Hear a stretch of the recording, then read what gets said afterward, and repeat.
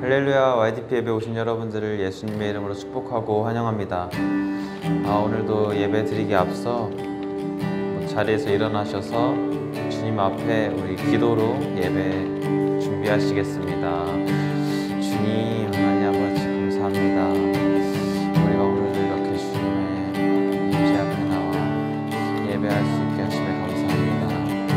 주님, 우리가 정말 주님을 알기 원합니다. 우리 주 대신 예수 그리스도를 더 알기 원합니다. 은혜와 사랑을 함께 깨닫는 인간 되기 원합니다. 예수 그리스도의 정성한 분량 맞이하는 것이 우리가 정말 주님 안에서 인도받고 변화되는 정말 순수한 예배 되기 원합니다. 아버지 도와주십시오.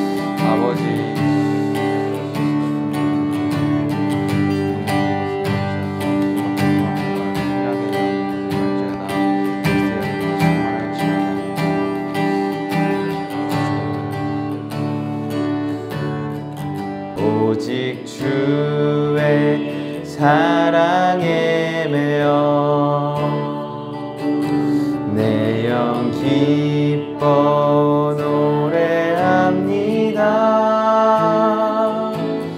이 소망의 언덕 기쁨의 땅에서 주께 사랑드립니다. 오직 주의 임재 안에 갇혀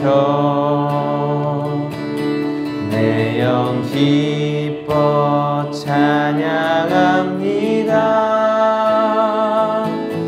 이 소명의 언덕 거룩한 땅에서 주께 경배드립니다.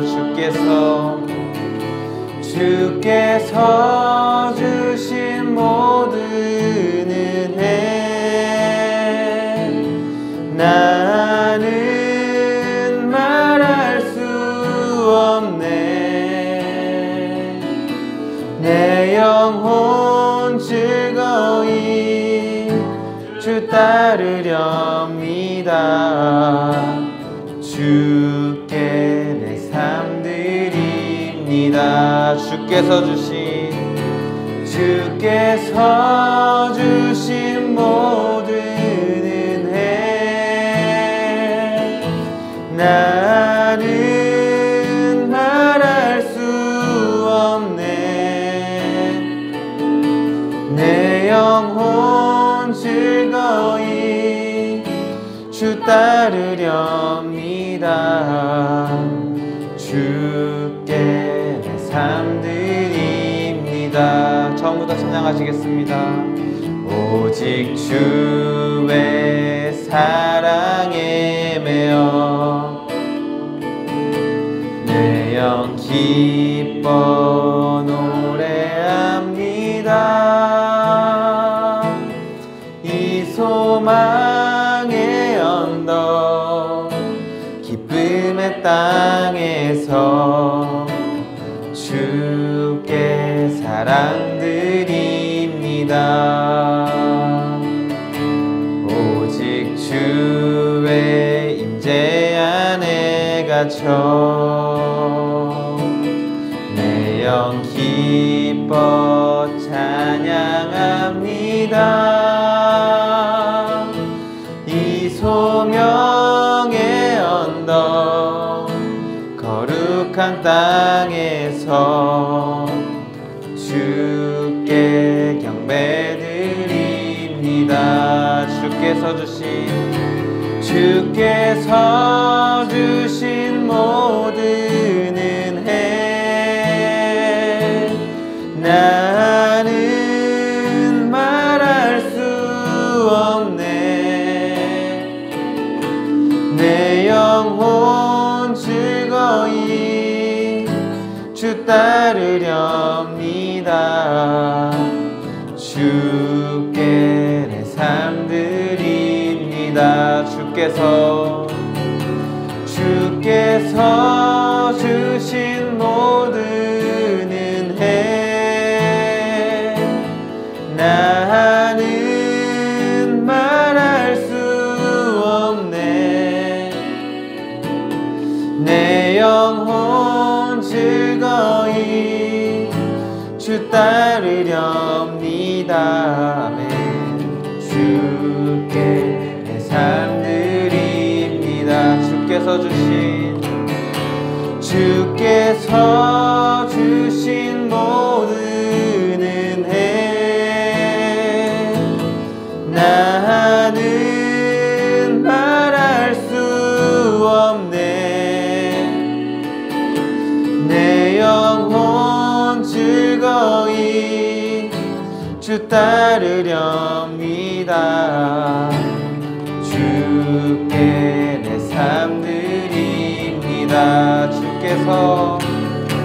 주께서 주신 모든 은혜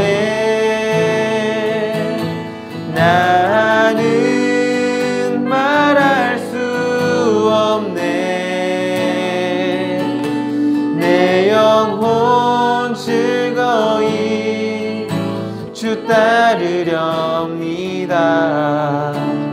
주께 내 삶 드립니다. 주께서 주신 모든 은혜 나는 말할 수 없네. 내 영혼 즐거이 주 따르렵니다. 주께 내 삶 드립니다. 주께 내 삶 드립니다. 주께 내 삶 드립니다. 주께 내 삶 드립니다.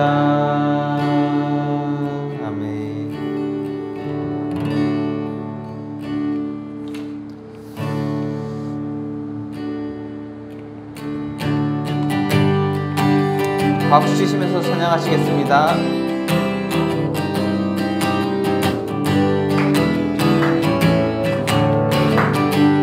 주 하나님 독생자 예수 날 위하여 오시었네.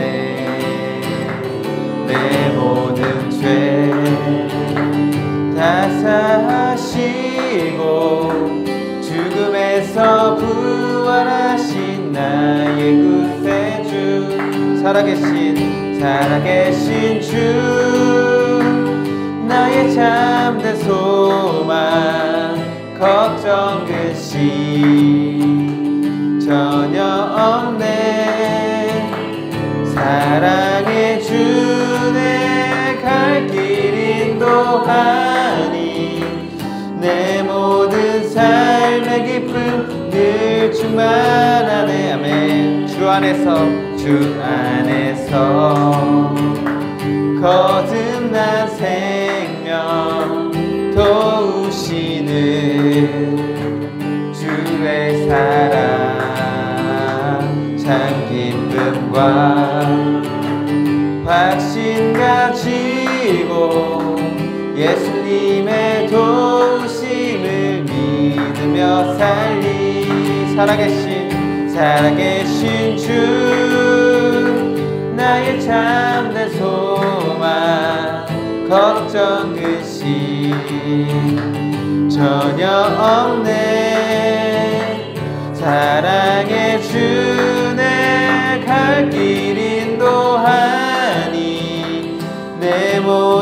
삶의 기쁨 늘 충만하네. 그 언젠가 주 뵐 때까지 주를 위해 싸우리라. 승리의 길 멀고 험해도 주님께서 나의 앞길만 지켜주시리. 살아계신 주 나의 참된 소망 걱정 근심 전혀 없네. 사랑의 주 내 갈 길 인도하니 내 모든 삶의 기쁨 늘 충만하네. 그 언젠가 주 뵐 때까지 주를 위해 싸우리라. 승리의 길 멀고 험해도 주님께서 나의 앞길 지켜주시리. 살아계신 주 나의 참된 소망 걱정 근심 전혀 없네. 사랑의 주 내 갈 길 인도하니 내 모든 삶의 기쁨 늘 충만하네. 살아계신 주 나의 참된 소망 걱정 근심 전혀 없네. 사랑의 주 내 갈 길 인도하니 내 모든 삶의 기쁨 늘 충만하네. 살아계신 주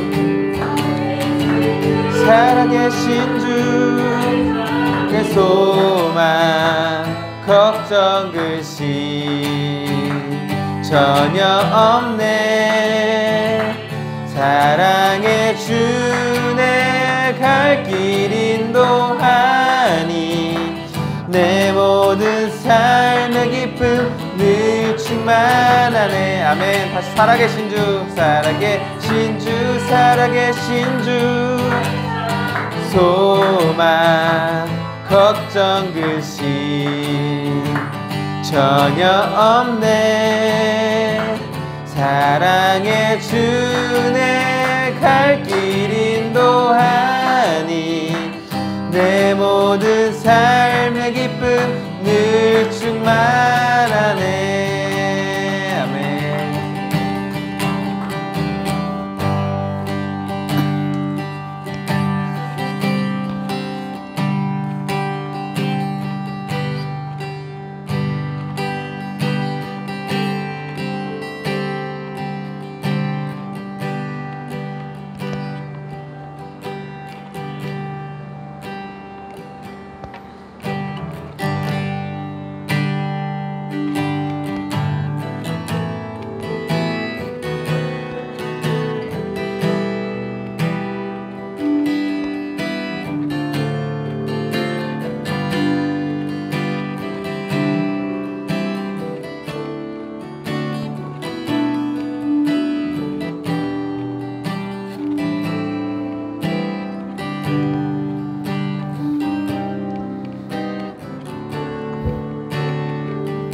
예수 우리들의 밝은 빛, 예수 우리들의 밝은 빛, 은혜와 긍휼을 베푸시는 주, 의의 길을 따라가는 주의 자녀들에게 항상 밝은 빛을 비추시네. 그는 구원의 주 하나님, 아멘. 공의로 세상을 다스리시네. 주를 경외하는 자들에게 부어주시는 놀라운 주님의 영광. 하늘에서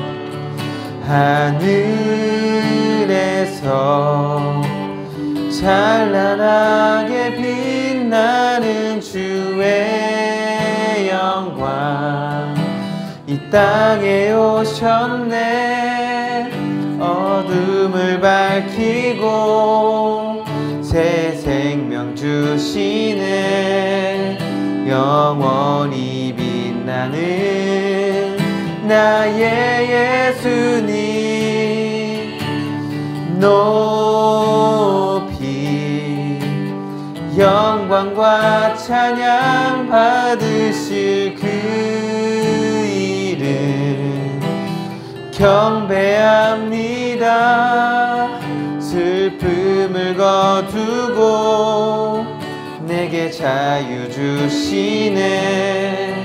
기쁨의 노래를 영원한 나의 빈 예수께. 아멘. 예수리들의 예수 우리들의 맑은 길 은혜와 긍휼을 베푸시는 주 의의 길을 따라가는 주의 자녀들에게 항상 밝은 빛을 비추시네. 그는 구원의 주 하나님 공의로 세상을 다스리시네. 주를 경외하는 자들에게 부어주시는 놀라운 주님의 영광. 하늘에서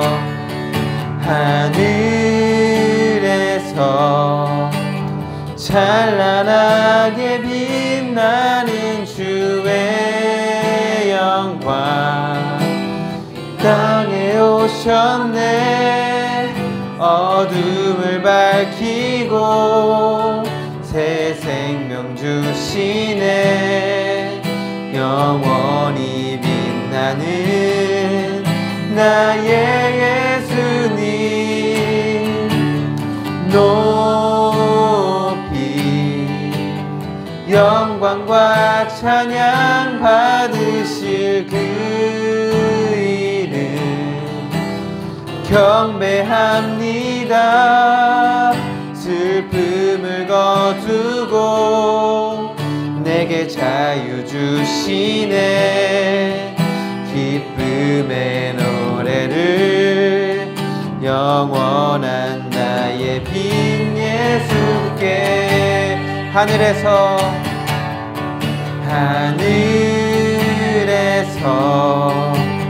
찬란하게 빛나는 주의 영광. 이 땅에 오셨네. 어둠을 밝히고 내게 생명 주시네. 영원히 빛나는 나의 예수님 높이 영광과 찬양 받으실 그 이름 경배합니다. 슬픔을 거두고 내게 자유 주시네. 기쁨의 노래를 영원한 나의 빈 예수께. 하늘에서 찬란하게 빛나는 하늘에서 찬란하게 빛나는 주의 영광 이 땅에 오셨네.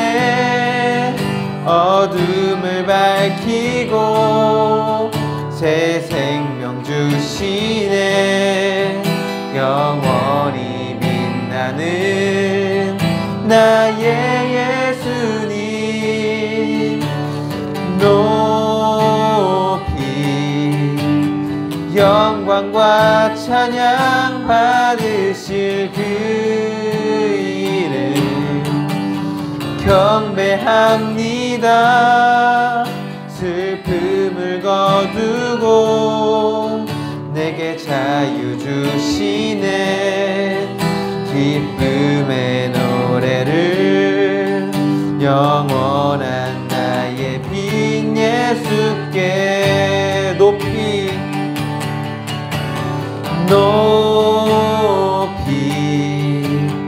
영광과 찬양 받으실 그 이름 다 경배합니다. 슬픔을 거두고 내게 자유 주시네. 기쁨의 노래를 영원한 나의 빈 예수께 높이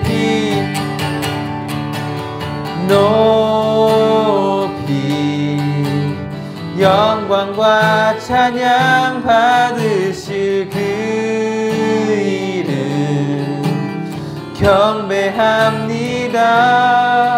슬픔을 거두고 내게 자유 주시네. 기쁨의 노래를 영원한 나의 빈 예수께 아멘.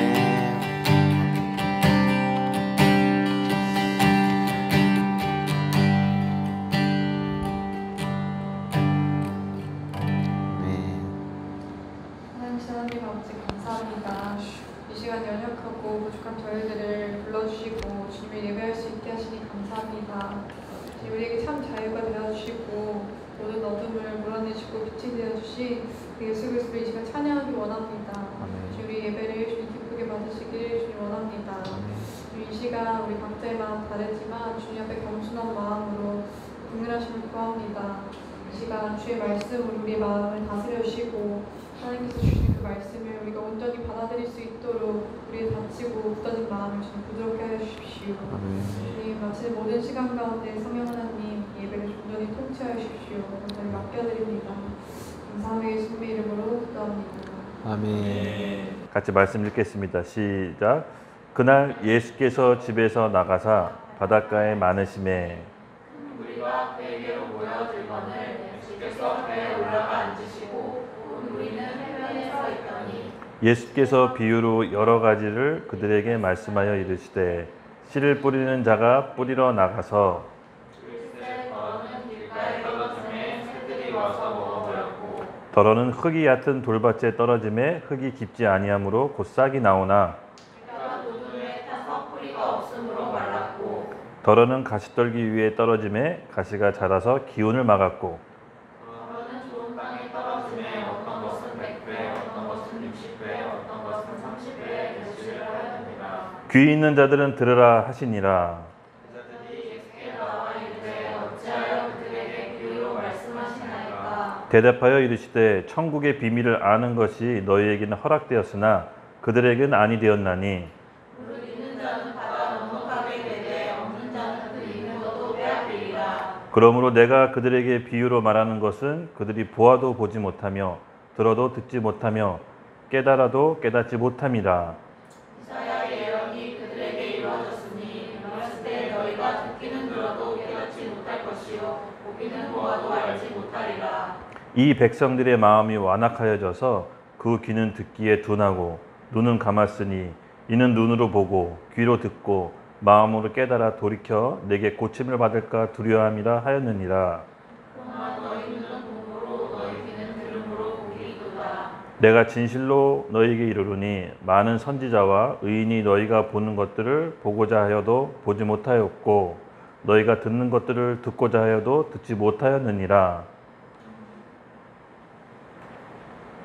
그런즉 씨 뿌리는 비유를 들으라. 아무나 천국 말씀을 듣고 깨닫지 못할 때는 악한 자가 와서 그 마음에 뿌려진 것을 빼앗나니 이는 곧 길가에 뿌려진 자요. 말씀을 듣고 즉시 기쁜 것 같되 그 속에 뿌리가 없어 잠시 견디다가 말씀으로 말미암아 환난이나 박해가 일어날 때에는 곧 넘어지는 자요. 자식들에게 뿌려졌다는 것은 말씀을 들으나 세상의 염려와 증거의 유혹의 말씀이 막혀 결실하지 못하는 자요. 좋은 땅에 뿌려졌다는 것은 말씀으로 듣고 깨닫는 자니 결실하여 어떤 것은 100배, 어떤 것은 60배, 어떤 것은 30배가 되느니라 하시더라. 아멘. 기도하겠습니다. 하나님 감사합니다.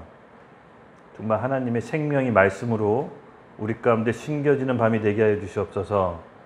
우리의 마음의 문을 엽니다. 주님께서 우리에게 오셔서 우리 말씀을 깨닫게 하시고 또 알게 하시고 천국의 비밀들을 우리에게 풀어주시옵소서. 주님께 상한 심령으로 나아갔을 때 우리에게 하실 일들을 기대합니다. 성령 하나님 지금 가운데 우리 오셔서 우리와 함께 해주시고 말씀을 듣고 깨닫는 역사가 일어나게 해주시옵소서. 이 밤도 주님 올려드립니다. 저희와 함께 하여 주시옵소서. 감사하며 예수님의 이름으로 기도드렸습니다. 아멘. 네, 지난 시간까지 여러분 잘 아시다시피 예수님이 산상수훈 마치고 10가지 기적 아시죠? 이제 다 마치셨습니다. 그리고 나서 예수님께서 한 7, 8가지로 오늘부터 비유로서 천국에 있는 비밀들을 말씀해 주실 텐데요. 지난 시간 잠깐 복습하자면 마태가 예수님께서 말씀하신 그 10가지 기적을 일으키신 10가지 기적을 행하신 뜻이 무엇이라고 했죠? 예수님께 집중해서. 아, 맞습니다. 어렴풋이 기억하고 있는 것 같습니다. 맞습니다. 그 믿음을 발휘한 그 주인공들이 아니라 어려움과 환난과 그 공경 때 예수님이 누구인지 어떤 분인지를 알게 하는 게 마태의 기적의 저술의 목적이었습니다. 오늘은 그에 이어서 천국의 비밀, 예수님께서 비유로 이렇게 말씀하시는데 여러분 13장 본문 아까 읽었을 때 첫 어조부터 조금 뭔가 다르죠? 뭔가 예수님께서 살짝 돌변하신 것 같은, 그동안 예수님께서 많이 사실 팩트로 얘기해 주셨습니다. 천국이 가까이였으니 회개하라. 또 예수님께서 많은 기적과 이적으로 하늘나라의 확장을 보여주셨는데 뭔가 좀 분위기가 바뀐 것 같아요. 배를 띄어서 그 사람들 무리 앞에서 이제 설교를 하시는 건데 귀 있는 자들은 들으라 라고 말씀하시고 무리와 너희들은 제자들을 뜻하고 무리는 그 믿지 않는 자들을 뜻하는데 이렇게 구별하시는 것 같아요. 그래서 너희에게는, 제자들에게는 천국의 비밀을 아는 것이 허락되었으나 무리에게는 허락되지 않는다라고 뭔가 다소 변한 모습으로 이제 말씀하고 계십니다. 그것은 왜 그럴까요, 여러분? 왜 예수님이 이렇게 하셨을까요? 제가 이제 본문 말씀을 보다가 제가 받은 감동은 예수님이 아셨던 것 같아요. 아무리 천국에 대해서 얘기하고 병자를 치유하고 하나님 나라가 도래했다는 걸 얘기해도 예수님의 치유와 기적만 바랄 뿐 근본적으로 변하지 않는다는 겁니다. 즉 천국의 복음을 아무리 선포해도 그것이 귀한 줄을 몰라요. 예수님께서 말씀하신 거 있죠? 진주 목걸이를 돼지 목에 걸지 말라. 아무리 좋은 거라도 그것이 귀한 줄로 모르면 그 사람에게 아무 유익이 없습니다. 그래서 예수님께서 비유로 말씀하신다라고 해요. 들어도 듣지 못하고 보아도 깨닫지 못한 자들에게는 이제 비유로 얘기할 거다. 들을 귀 있는 자들만 들어라라고 다소 바뀐 분위기로 말씀하십니다. 조금 냉정해지신 것 같아요. 때가 됐다는 거죠. 그래서 천국을 아는 비밀을 너희에게, 제자들에게 허락되었다. 우리 여러분이 생각났습니다. 저와 여러분이 아마 천국의 비밀들을 예수님께서 오늘 알려주시려고 이 자리에 함께 모이게 한 것으로 저는 믿습니다. 그러므로 기대하는 마음으로 우리 갑시다. 20대 후반이었죠. 20대 후반. 하나님께서는 말씀으로 제 인생에 이렇게 터닝 포인트를 주셨는데 잘 아시다시피 20대 후반 교회 어느 집회에 갔을 때 그 초청된 강사분이 저에게 귓속말로 이렇게 얘기해 주셨어요. 형제요, 그의 나라와 의를 먼저 구하십시오. 근데 사실 제가 그때 직업 선택이 있어서 고민할 때였거든요. 전에도 한번 제가 이 간증을 한 적이 있었던 것 같은데, 왜냐면 제가 공무원 시험을 준비하고 있었는데 너무 힘들었어요. 될 듯 안 될 듯 그런 기분 아시죠? 될 듯 조금만 하면 될 듯 하는데 이상하게 자꾸 안 돼요. 안 돼, 접자니 아쉽고 더하자니 좀 지치고, 그러면서 교회 생활을 간간히 하면서 또 어머니 혼자 계시는 그 치장도 많이 생각이 났어요. 그런 뭔가 갈등 상황이 있는데 그 강사분이 저보고 귓속으로 형제님 그의 나라와 의를 먼저 구하세요. 그러면 나머지를 더할 것입니다. 라고 딱 얘기했을 때 제 상황 가운데 그 말소리가 어떻게 들렸냐면은 뭔가 교회 생활, 신앙 생활을 더 할 수 있는 쪽으로 하나님께서 구하시는 게 그의 나라와 의를 먼저 구하는 건가? 라는 생각을 했어요. 그래서 저한테 선택권이 두 가지밖에 없었어요. 공무원 시험을 계속 준비할 것인가, 아니면 시장에서 엄마를 도울 것인가. 시장에서 엄마 일을 돕기에는 자존심이 허락지 않고, 그렇다고 시험을 계속 치르기에는 너무 지쳐 있었고. 근데 그 말씀을 듣는데 하나님이 나에게 신앙을 더 할 수 있는 환경과 조건을 원하시는구나. 그래서 저는 교회를 더 다닐 수 있는 게 뭘까라고 생각했을 때 간단하게 생각이 접혔습니다. 알다시피 노량진 생활 해보신 분들 계신가요? 일요일이 없죠. 밤낮 모르겠어요. 공부한다고 고시실에 있지만 공부가 제대로 됩니까? 밖에 떠드는 소리, 휘황찬란한 소리 잘 안 됩니다. 거기는. 그러면서 이제 신앙생활을 더 할 수 있는 곳, 어머니한테 가서 내가 이 장사를 해보겠다라고 하자. 그때 마음도 많이 가난해지는 상태였어요. 강제 철거를 당해서 마음이 좀 많이 가난해지고 다시 공부하려고 갔더니 펜이 손에 잡히질 않았거든요. 그래서 그 말씀을 듣고 내가 신앙생활을 할 수 있으려면 어머니한테 가야겠다라는 마음이 들었어요.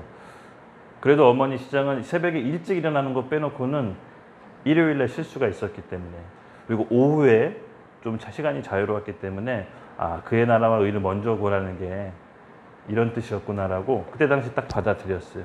그리고 어머니한테 가서 이 시장 일을 할 테니까 얼마 주시겠습니까? 라고 이렇게 했던 것 같아요. 네가 갖고 싶은 대로 가져라 이렇게 얘기하셔서 그 말에 쏠락 넘어갔어요. 갖고 싶은 대로 가져? 이러면서. 근데 결국은 그것이 첫 시작, 신앙생활의 시작이었습니다. 그리고 나서 신앙생활을, 교회 생활을 하면서 또 어떤 결정적인 선택을 할 때 이 말씀을 또 주셨어요. 그의 나라 그의 의를 먼저 구하라. 왜냐하면 이제 갓 신앙생활을 했을 뿐이지 제가 뭐 변화된 게 뭐가 있겠어요. 그렇죠? 여전히 술 좋아하고 여전히 담배 좋아하고 신앙생활 하면서 찬양하다가도 담배 피러 나갔다 오고 했어요. 찬양이 너무 길어가지고.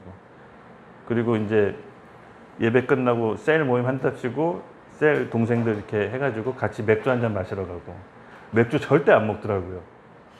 그래서 뭐 이런 데가 다 있어 이러면서, 그러면서 저 혼자 맥주를 먹으면서 애들은 옆에서 신앙 얘기하고 뭐 그랬던 것 같아요. 근데 그런 세월이 한 1년쯤 됐을 거예요. 이거 결단을 내려야겠더라고요. 이렇게 해서는 뭔가 더 불편해서 차라리 그냥 잠시 교회를 쉬고 마음껏 내가 할 수 있는 걸 하든지, 아니면 내가 이 교회 생활 하려면 이걸 접어야겠다라는 생각을 하게 됐어요.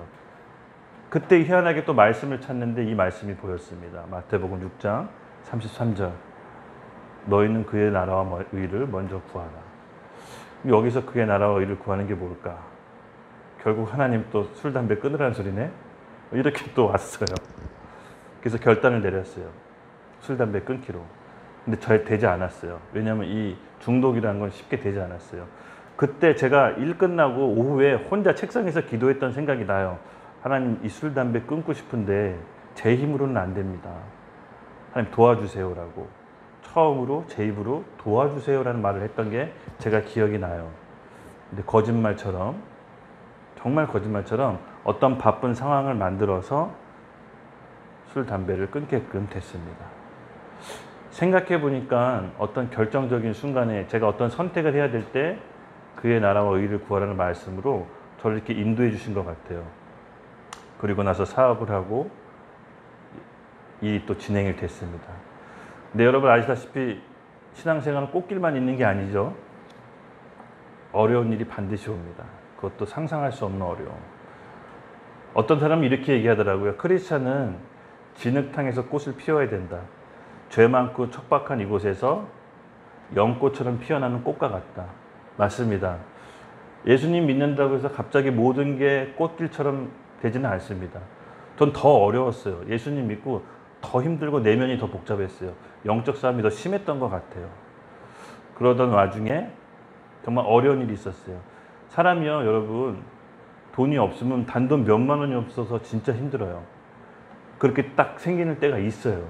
어디서 빌릴 데도 없고 돈이 막혀 있고, 그럴 때면 정말 하나님께 가서 기도를 했었어요.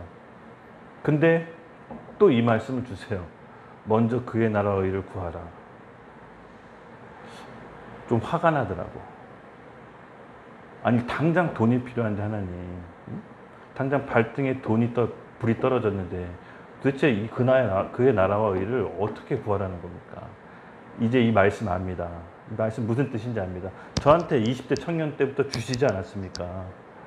이제 압니다라고 제가 이 말씀을 마음으로 받아들이지 않고 한동안 꽤 오랫동안 제가 원하는 기도만 했던 것 같아요.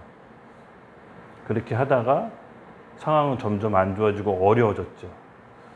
근데 희한하게 설교를 듣더라도 목사님 설교에서 그의 나라와 의를 먼저 구하라. 또 마침 본문에 그런 말씀을 설교를 하세요. 또 그리고 제가 의도한 건 아닌데 다른 말씀 구절이 눈에 들어오지도 않아요. 답답하고 응어리져서 뭔가 마음에 평안함이 없었어요. 그리고 계속 이 말씀만 보여줘요. 성환아, 너는 먼저 그의 나라와 의를 구하라. 이쯤 되면 제가 조금 뭔가 알아들어야 되지 않을까라는 생각이 제 스스로 좀 들었어요. 생각이 조금 바뀐 게 뭐였냐면, 그의 나라와 의가 내가 정확히 알지 못하는데 그럼 내가 한번 알아봐야 되지는 않을까라는 생각을 하게 됐어요. 그의 나라, 그의 의. 기도했어요. 제가 조금 제 자랑은 아닌데 제가 힘들 때 기도했던 것이 습관이 됐던 것 같아요. 그러니까 힘들 때 혼자 책상으로 갔어요. 그리고 낮이고 이렇게 일 끝나고 밤이고 어려울 때는 기도하자 자리로 혼자 갔던 것 같아요. 그러니까 신앙이 없었을 때도 희한하게 신앙이 아직 자라지 않았는데 이상하게 기도하러 갔었어요. 잘 뭔지 모르고 어떻게 하는지도 모르고 성령의 음성 듣는지도 모르지만 그냥 기도하러 가서 하나님께 고했던 것 같아요. 그게 약간 습관이 있었어요. 그래도 그날 역시 하나님께 좀 원만 섞인 푸념으로, 하나님 지금 저한테는 돈이 필요합니다. 돈을 주셔야 되지 않겠습니까? 아니면 누구한테 빌릴 수도 있도록 열어주십시오. 당장 죽겠는데 무슨 그의 나라와 의입니까? 이렇게 계속 원망하고 이렇게 불평했어요. 그러다가 꽤 오랜 시간 지속되다가 마음이 좀 아까 새롭게 좀 바뀌었다 그랬잖아요. 한번 그의 나라가 뭔지 내가 한번 구해보진 않았구나, 알아보진 않았구나라는 생각이 좀 새롭게 들었어요. 그래서 기도했어요. 하나님, 제가 그의 나라와 의가 뭔지 알지 못합니다. 솔직히 알지 못합니다. 좀 알려주세요. 하나님, 그의 나라와 의를 먼저 구하면 나머지 더해 주신다 그랬는데 제가 그의 나라와 그의 의가 뭔지를 모릅니다. 라고 솔직히 기도를 했었습니다. 그리고 나서 성경을 다시 보는데 재밌었어요. 사도 바울도 그렇고 사도행전의 사도들도 그렇고 복음을 전한 다음에 하나님 나라에 대해서 말하더라, 하나님 나라에서 강론하더라라는 구절이 보이기 시작했어요. 도대체 뭐길래 하나님 나라에 대해서 강론했지? 하나님 나라가 뭐지? 예수님도 여러분 아시죠? 죽고 부활하시고 승천하실 때 하나님 나라에 대해서 얘기했다라고 그랬어요. 하나님 나라가 뭘까? 그리고 우리가 배우는 지금 마태복음에서도 하나님 나라가 천국으로 표현되어 있어요. 천국은 이러하니, 천국은 마치. 천국에 대해서 예수님께서 쭉 말씀해 주셨어요. 한 가지 공통점을 발견했어요. 예수님이 말한 천국은 죽어서 가는 천국이 아니라 지금 내 안에 임하는 천국, 그리고 실제로 이 땅에 임하게 될 천국, 그 두 가지 천국을 얘기한다는 걸 알았어요. 그 천국이 뭔지 궁금했어요. 하나님 나라. 하나님 나라는 구약과 신약에서 쭉 하나님 나라, 천국에 대한 그 구절들을 찾아서 공부하기 시작했어요. 주석책도 찾아서 공부하고 신앙 서적도 막 공부했어요. 그랬더니 공통적으로 하나님 나라는 하나님이 통치하는 나라, 하나님이 통치하는 나라를 뜻한다는 걸 알았어요. 구약시대 하나님이 이스라엘 민족을 선택해서 하나님이 직접 통치하길 원하셨어요. 어떻게? 율법으로. 그러니까 하나님이 이스라엘 민족에 율법을 주셔서 그 율법으로 이스라엘 백성을 통치하셨어요. 그렇게 해서 율법을 통해 이스라엘 백성이 의롭게 되는 거였어요. 그럼 또 오늘날, 여러분 오늘날 하나님 우리를 어떻게 통치하십니까? 성령으로. 예수 그리스도의 영이 성령으로 오늘 우리 교회 시대 가운데 우리를 통치하십니다. 지금 여기 계시고, 지금 여러분 옆에 계시고, 뒤에 계시고, 이 앞에 성령님이 지금 우리와 함께 계십니다. 그 성령님이 지금 우리와 함께 통치하십니다. 우리가 계속 1년 동안 배웠죠. 성령님이 통치하시는 거 뭡니까? 우리 자아를 부인하는 거. 성령께서 우리에게 들을 만한 귀에 있는 사람에게 말씀을 주셔서 그 말씀 가운데 우리를 순종할 때 우리를 통치하시는 겁니다. 그러므로 여러분 우리 교회 시대 가운데 성령께서 우리와 함께 계시다는 것을 잊지 맙시다. 늘 인식합시다. 제가 조금만 죄 지으려고 해도 아이고 성령께서 옆에 계시지. 조금만 딴짓해도 지금 성령께서 함께 계시지. 죽으려고 내가 왜 이러지? 이렇게 성령을 인식해요. 여러분 해보십시오. 큰 도움이 됩니다. 성령께서는 우리와 함께 계시고 영원토록 떠나지 않으시고 장래일을 알려주시고 우리와 함께 하시고 예수님의 말씀을 떠오르게 하시고 예수님의 말씀을 증거하신다고 했습니다. 그분은 예수 그리스도의 영입니다. 오늘 우리와 성령이 우리를 직접 통치하고 계십니다. 얼마 전에 뉴스 보도 보니까 전 세계 인구가 80명이 넘었대요. 뉴스 보도 보셨어요? 저번 주에 봤는데 80명을 돌파했답니다. 80억. 죄송합니다. 80명이면 지구 종말이죠. 80명을 돌파하면 지구 종말입니다. 80억 명을 돌파했다고 합니다. 잘 감이 안 오죠. 저도 잘 감이 안 옵니다. 근데 그 중에 그 기독교 인구가 한 10억이 좀 넘는다고 합니다. 카톨릭 포함해서. 카톨릭 빼면 개신교는 한 6억이 된다고 합니다. 여러분 그 많은 크리스찬 중에 정말로 성령의 음성을 듣고 성령의 통치를 받는 크리스찬들이 몇 명이나 될까요? 잘은 모르겠습니다. 성령의 통치를 받는다는 것은 우리 자아가 부인돼야 되는 겁니다. 어려운 겁니다. 사실은. 내 생각, 감정, 의지를 예수와 함께 십자가에 못 박는다는 것은 성령의 도움 없이는 할 수가 없습니다. 우리 의지로는 몇 가지 의롭게 될 수 있지만 온전히 율법을 다 이룰 수는 없습니다.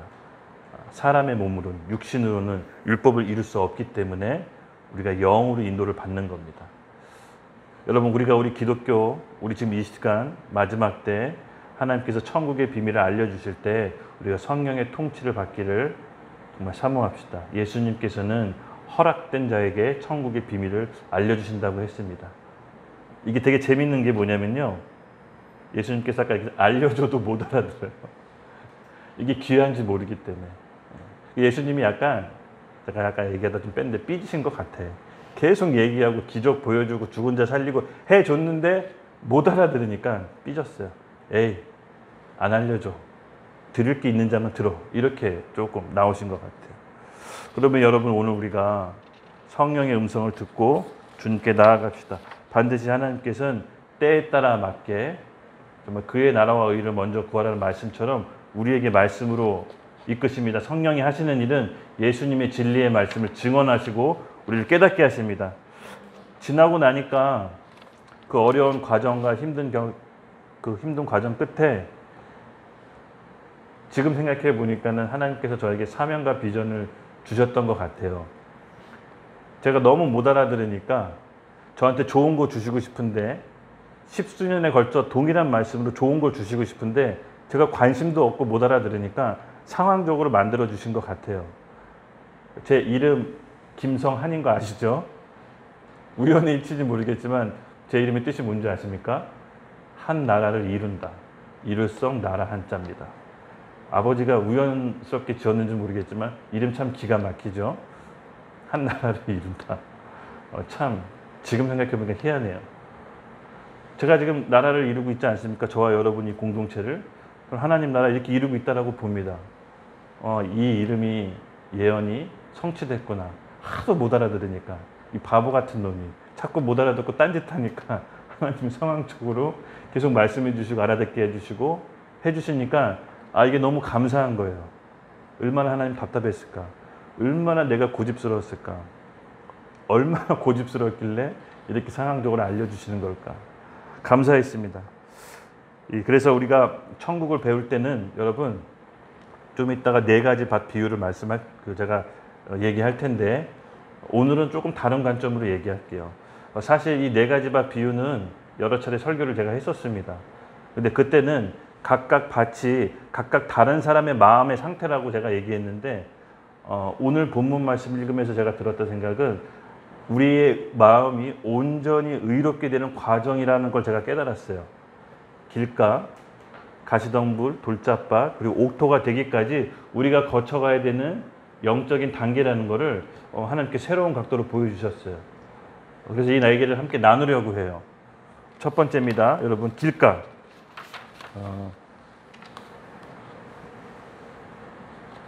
네.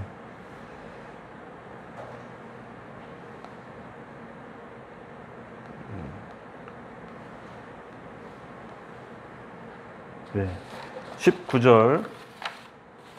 19절 아무나 천국 말씀을 듣고 깨닫지 못할 때는 악한 자가 와서 그 마음에 뿌려진 것을 빼앗나니 이는 곧 길가에 뿌려진 자요. 네. 길가라는 것은 우리의 마음 첫 번째 상태인데요. 예수님을 믿건 안 믿건 하나님께서 모든 사람에게 복음의 씨앗을 뿌려주십니다. 근데 그 복음의 씨앗이 어떤 사람에게는 심겨지고 어떤 사람에게는 여기 보이다시피 악한 자가 와서 그것을 가져갑니다. 복음은 여러분 아시다시피 우리 마음밭에 따라서 심겨지기도 하고 악한 자가 와서 걷어가기도 합니다. 예수님께서는요 우리에게 말씀을 주실 때 우리 마음밭을 다 아세요. 우리가 어떤 마음 상태인지 다 아십니다. 그럼에도 불구하고 기회를 주십니다. 근데 이 마음밭에 따라서 말씀을 들었을 때 하찮게 여기거나 가볍게 여기거나 이미 내가 아는 말씀이다라고 여기면 이 말씀을 받지 않아요. 근데 어떤 사람이 이 말씀을 받냐? 말씀이 들어왔을 때 내가 이것을 이루기 어렵지만 그래도 이 말씀을 이루려고 애쓰는 사람들이 있어요. 자기의 부족함을 알죠. 또 우리가 내일 가면 이 말씀을 지킬 수 없다는 것도 알지만 그 말씀을 이루려고 애쓰고 그 말씀을 사모하는 사람들이 있습니다. 그 길가 중에 여러 사람 중에 말씀을 똑같이 받지만 그 말씀을 내가 이루고 그 말씀 안에서 하나님 안에서 의를 행하려고 애쓰고 사모하는 사람들이 그 중에 있습니다. 그 사람들이 길가에 뿌려진 씨를 잡아서 말씀에 따라 살려고 애씁니다. 바로 두 번째 단계로 그런 사람이 통과하는데요. 두 번째 단계는 바로 돌짝밭으로 이동하게 됩니다. 돌짝밭은요, 마음에 어떤 여기 보시면은 환난이나 박해, 또 여러 가지 어려움 가운데 있을 때 뿌리가 깊게 내리지 못하고 믿음이 소멸됩니다. 마음밭의 돌밭, 여러분 그 밭의 돌 보신 적 있으세요? 혹시 화단의 돌? 씨가 한번 쫙 뿌려지면요, 돌 위에 떨어진 것은 다 말라 비틀어지고 뿌리를 내리지 못합니다. 여기서 예수님이 말씀하신 것처럼 환난과 역경, 박해, 그런 것들이 돌짝밭의 비유가 됩니다. 신앙생활을 하다 보면은 여러 가지 어려움을 겪게 됩니다. 그리고 그 어려움 가운데 우리 마음에 심겨진 그 씨들이 깊게 뿌리를 내리느냐, 뿌리를 내리지 못하느냐는 것은 믿음에 달려 있습니다. 우리 신앙에 믿음이 필요할 때가 있는데요. 바로 돌짝밭, 환난과 박해나 어려움을 뚫고 그리스도가 누구인지 알 때 우리가 믿음으로 받아들이느냐 아니면 놓쳐버리느냐, 이 두 가지의 갈림길에 있습니다. 믿음을 발휘할 때가 있습니다. 여러분 말씀이 오늘 우리 가운데 심겨질 때 그것을 믿음으로 반응할지 아니면 그냥 내버릴지는 우리의 선택의 몫입니다. 하나님께서 누구에게나 말씀을 주십니다. 그의 나라와 의를 먼저 구하라. 아마 그 말씀을 제가 계속 받지 않고 교만한 상태로 버려버렸으면 저는 지금도 하나님의 복을 받지 못했을 거예요. 하나님께서 우리 가운데 말씀을 주실 때는 믿음으로 반응해서 취해야 될 때입니다. 눈에 보이지 않지만 있는 것처럼, 아직 나한테 이루어지지 않았지만 장차 이루어질 것처럼 꼭 믿음으로 취하십시오. 그때 하나님께서 역사하십니다. 그 믿음의 돌밭을 걷어내고 말씀 한 구절 씨앗이 우리 가운데 심겨지면 하나님께서는 생명을 발현하기 시작합니다. 말씀의 씨는 생명이 있다고 했습니다. 하나님의 의는 뭡니까? 우리가 생명을 얻는 겁니다. 하나님의 본뜻은 우리가 생명을 얻는 게 하나님의 본뜻입니다. 그러면 여러분 마음에 있는 돌짝밭을 치워버리십시오. 환난이나 박해나 공고 여러 가지 어려운 상황이 신앙생활 하다 보면 옵니다. 반드시 옵니다. 바보처럼 보일 때가 있고 누군가가 손가락질 받을 때가 있습니다. 그때 돌짝밭을 치운다는 게 뭐냐? 예수와 함께 십자가에서 죽는 겁니다. 내가 죽을 때 내 안에 있는 돌이 치워지는 겁니다. 말씀이 자유롭게 심겨질 수 있는 상태, 믿음으로 취하십시오. 어려움이 있더라도 여러분 그 어려움을 바라보지 마십시오. 어려움보다 더 큰 그리스도를 바라볼 때입니다. 그때 말씀이 돌짝밭을 지나 우리 가운데 심겨집니다. 그렇게 통과한 사람이 세 번째 단계로 넘어가는데요. 바로 가시덤불, 가시떨기라고 하죠. 가시떨기가 뿌려졌다는 것은 세상의 염려와 재물, 유혹에 말씀이 맥혀 결실하지 못한다고 합니다. 두 번째를 통과했지만 여전히 우리는 세상적인 많은 욕심이 있습니다. 그렇죠? 세 번째는 바로 세상 염려, 재물, 유혹. 이 염려가 저도 여전히 있는 것 같아요. 어느 정도 염려가 해결됐다고 생각을 했지만 이 염려가 끊이지 않더라고요. 병에 걸리지 않을까? 오늘 운전하다 사고 나지 않을까?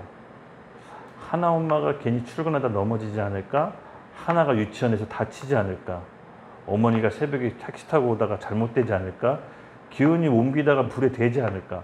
뭐 계속 이런 염려. 근데 염려를 가만히 혼자 하고 있으면 염려가 한도 끝도 없더라고요. 오늘 또 잘못되면 어떡할까? 여러분 그런 생각 드신 적 없으세요? 이 가시떨기는 길가에서 말씀을 취하고 돌짝발로 믿음을 우리 마음 가운데 심었다 하더라도 여전히 염려가 있다는 걸 뜻합니다. 이 가시덤불을 제거해야 됩니다. 염려, 또 예수님이 말씀하신 것처럼 세상 유혹이 있습니다. 저도 장사하면서 유혹을 많이 받았습니다. 대표적인 게 납품권 때문에 조금만 편법이나 불법을 쓰면 많은 돈을 벌 수 있는 유혹이 있었을까요? 없었을까요? 있었습니다. 그런 유혹들이 옵니다. 근데 어느 때 오냐? 돈이 없을 때 그런 유혹들이 와요. 참 희한해요. 근데 그 유혹들이 결국은 우리 가운데 그 믿음을 소멸시켜버린다라고 예수님이 얘기합니다. 여러분 가시떨기, 이 유혹들 지금 우리가 인식하지 못해서 그렇지 늘 있습니다. 아주 사소한 것부터 신호 위반하고 빨리 한 발자국 더 앞서가려는 마음, 여러 가지 유혹, 사소한 거지만 많은 유혹들이 우리 가운데 넘쳐납니다. 그 유혹을 이길 수 있는 것은 역시 뭡니까? 하나님을 아는 겁니다. 이거는 내가 좀 손해보더라도 내가 좀 원망스러운 일을 당하라도 경험에서 얻어져야 됩니다. 여러분 아브라함이 복의 근원이죠. 근데 그 아브라함도 잘 아시다시피 처음부터 믿음이 좋은 사람은 아니었습니다. 믿음으로 하란에서 가나안으로 옮겼지만 옮겨서 어떻게 됐죠? 기근으로 점점 이집트에 내려갑니다. 그래서 이집트에 가서 급기야 자기 아내 사라를 팔아버립니다. 그랬던 장본인이 바로 아브라함입니다. 근데 그랬던 사람이 어느 순간 룻과 자기 조카 헤어질 때는 너가 먼저 좌하면 내가 우할게. 이렇게 통 크게 룻에게 먼저 선택권을 줍니다. 그랬더니 룻은 눈에 보이는 좋은 땅, 경제활동이 활발하게 일어나는 당시 소돔과 고모라로 이동하고 아브라함은 산으로 갑니다. 근데 아시다시피 룻은 간신히 소돔과 고모라가 멸망할 때 목숨만 건지고 아브라함은 거부가 됩니다. 돈을 쫓는 인생이 아니라 하나님께 복을 받아 복의 통로가 되는 인생으로 바뀝니다. 그것은 아브라함이 갑자기 믿음이 어느 날 뚝딱 생긴 게 아니라 하나님을 점점 알아가는 데서 오는 믿음의 경험이었다라고 봐요. 그 하나님이 내가 자식을 바쳤을 때 다시 살릴 수 있다라는 믿음이 아브라함에게 축적이 된 겁니다. 그래서 믿을 수 없는 상황 가운데 아브라함이 믿었더니 하나님께서 그 믿음을 보시고 의롭게 여깁니다. 밤하늘의 별들을 세어보아라. 너의 자녀들이 이렇게 될 것이다. 여러분, 우리가 한 번은 하나님께 믿음으로 드릴 때가 옵니다. 이삭을 바치듯이, 나의 소중한 것을 바치듯이 하나님께 믿음으로 드려야 될 때가 옵니다. 그때 하나님을 경험할 수 있는 좋은 기회라고 여기십시오. 내가 손해보는 것이 아닙니다. 믿음으로 하나님이 어떤 분인지 경험해야 우리가 더 나아갈 수 있고 가시떨기를 제거할 수 있습니다. 가시떨기는 내가 하나님을 경험할 때 제거할 수 있는 겁니다. 그러므로 세상 유혹, 염려, 재물이 염려, 유혹이 왔을 때 우리가 믿음으로 나아갑시다. 하나님을 경험할 수 있는 좋은 기회고, 그래서 세상의 유혹과 염려들보다 더 위대하신 하나님을 경험해야 우리의 믿음이 성장할 수 있습니다. 믿으시죠? 믿는다고 말해야 됩니다. 아멘 크게 한 사람은 크게 믿을 것이고, 조금 하는 사람은 조금 믿을 겁니다. 어쩔 수 없습니다. 천국의 비밀입니다. 여러분, 그렇게 해서 우리가 세 가지 단계를 거쳤을 때 길가, 마음에 있는 돌짝을 치우고 가시덤불을 치웠을 때 비로소 하나님 말씀이 심기 좋은 보기 좋은 옥토가 됩니다. 이 옥토였을 때 하나님 말씀의 씨앗이 떨어져야 어떻게 된다고요? 100배, 60배, 30배. 인간적으로 대박 냈을 때 3, 4배면 나도 대박이라고 합니다. 근데 하나님 날리는 어떻습니까? 최소 30배. 믿으시죠? 아까 중간에 말씀을 제가 건너뛰었는데 예수님께서 이렇게 얘기했습니다. 가진 자는 더 가지게 되고 없는 자는 있는 것마저 빼앗긴다. 마지막 때는 영적인 빈익부, 부익부 현상이 일어납니다. 믿음으로 더 돌파한 사람들에게는 환란이 그 믿음을 더 크게 해서 영적인 큰 결실을 맺지만, 여전히 환란과 박해에 내 인생의 장애물에 주저앉으면 있는 그 간장 종지 같은 믿음도 사라져버립니다. 어쩔 수 없습니다. 마지막 때 영적인 개편이 일어납니다. 예수님께서는 우리를 바로 그 옥토로 초대하신 겁니다.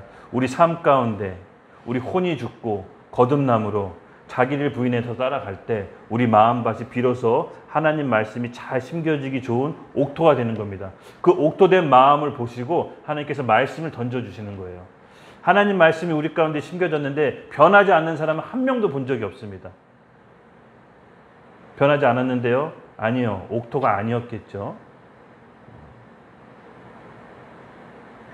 옥토는 가난하고 상한 심령으로 하나님께 나아가는 사람입니다. 내가 돌짝밭이라는 걸 인정하고 내가 가시덤불이라고 인정하고 나아가는 사람을 하나님께서 옥토로 바꿔주실 것입니다. 여러분, 우리가 오늘 하나님께 나아갈 때 주님, 제가 길가였습니다. 돌짝밭이었습니다. 가시덤불이었습니다. 라고 인정하고 나아갑시다. 하나님께서 옥토로 바꿔주실 것입니다. 아멘. 우리 같이 기도하겠습니다.